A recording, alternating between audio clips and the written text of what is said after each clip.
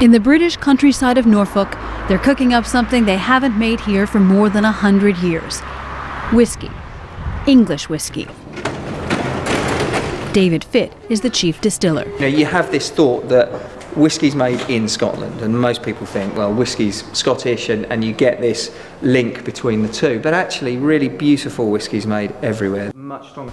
The casks they're using at St. George's Distillery come from the United States.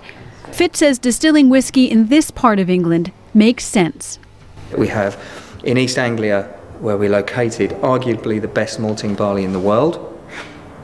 We have water, we have yeast. That's the ingredients you need to make whiskey. So why hasn't anyone done it? Why does no one do it? In fact, barley from here is used in whiskey made in Scotland. But only whiskey made and stored there can be called Scotch. This is a mash tun. This is where we start the process. Opening a new distillery is a long-term investment. It takes a minimum of 3 years before the product is ready.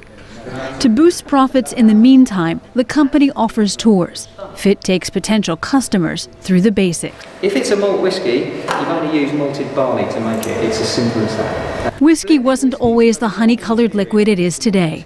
Fitt says hundreds of years ago it was clear and rather rough. High taxes imposed by Britain in the 18th century drove most whiskey distilling underground. When the taxes were repealed, there was an expansion of production in Scotland and England in the 19th century. But Scotland's distilleries thrived, while the last English one closed in 1880.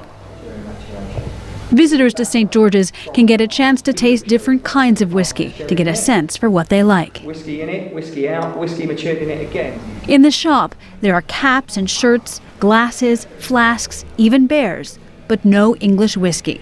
The first release, about 700 bottles, sold out in 3 hours.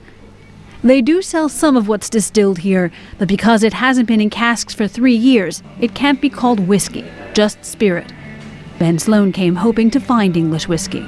I've tried this, had the spirit, yeah. I haven't had the whiskey yet, no. I hear it's hard to get. It is. I think the first batch is all sold out, so yeah, but hopefully try one of the second ones. In London, it's no easier to get English whiskey, says Alex Huskinson, assistant manager of the Whisky Exchange. Since it's been released, there's just been enormous demand for it. We've seen hundreds and hundreds of people pretty much constantly. But just because it's in demand doesn't mean it's good. The Whisky Centre has a rare bottle stashed away for one of its staff because it is rare. Its novelty value makes it an ideal collector's item or investment to sell later. This is the one that I'm going to be sitting on for the next 6 or 7 years and then selling on as an investment. But Huskinson says it's too young to be a really good whiskey yet. The majority of single malt whiskey becomes good at around 8 to 10 years old. And at 3 years old, it's very tricky to find out whether or not it's actually going to be any good. There are whiskies from all over the globe here. Recent tastings have shown selections from India and the Far East rank among the world's best. England's distiller is hoping it too will find a prominent place in the whiskey world. Jennifer Glasse for VOA News, Norfolk, England.